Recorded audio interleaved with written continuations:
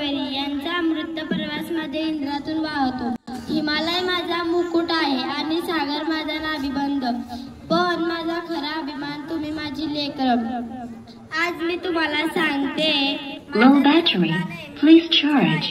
एका दिलाने उभे राहिले तर एका दिलाने उभे राहिले. देशाची एकता, प्रगती आणि सामान्य हीच माझी खरी पूजा आहे. वचन द्या लेकरांनो की तुम्ही माझं मस्तक कधीही खाली झुकू देणार नाही.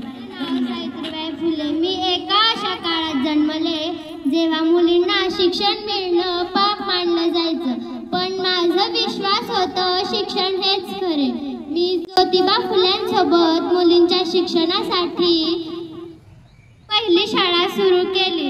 मला लोकांनी दगडी मारले, शिव्या दिल्या, पण मी मागे वळून पाहिले नाही. मी फक्त शिक्षिका नव्हते, मी समाजाला जाग करणारी बाई होती. अंधश्रद्धा, जाती व्यवस्था आणि स्त्रियांची गुलामी त्या सगळ्या विरुद्ध मी लढले. मी तुम्हाला ते सांगते. शिक्षणाशिवाय समाज प्रगत होऊ शकत नाही. माझा आवाज आजही सांगतो, उठा, शिक्षण घ्या, स्वतःला घडवा आणि इतरांसाठी दिवा बना. धन्यवाद. सबने मन में कीमत सबने पहचानी थी, दूर फिरंगों को करने की सबने मन में ठानी थी. खूब लड़ी मर्दानी वह तो झांसी वाली रानी थी. धन्यवाद. बोलते. माझं नाव आनंदीबाई. मी 1865 साली पुण्यात जन्मली आणि भारतातील मी पहिली डॉक्टर महिला झाले. त्या काळात मुलींना शिक्षण मिळणं खूप कठीण होतं, पण माझ्या पतीच्या low battery, please charge. वैद्यशास्त्र शिकण्यासाठी अमेरिकेला गेले.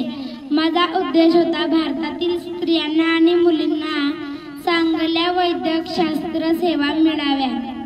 परदेशात मी खूप अडचणी सहन केल्या. भाषा, हवामान, आजारपण, पर हार मानली नाही. वैद्यकीय पदवी मिळवून मी माझ्या देशाचं नाव उंचावलं.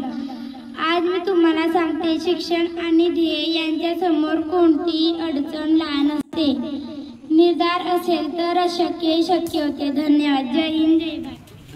नमस्कार. मी डॉक्टर सर्वपल्ली राधाकृष्ण भारताचे राष्ट्रपती आणि शिक्षण हे समाजाच्या प्रगतीचे खरे साधन आहे असा माझा विश्वास.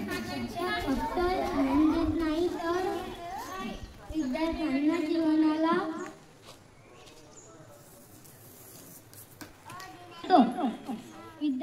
नमस्कार. आज मी बेगम रुद्र महल बोलते.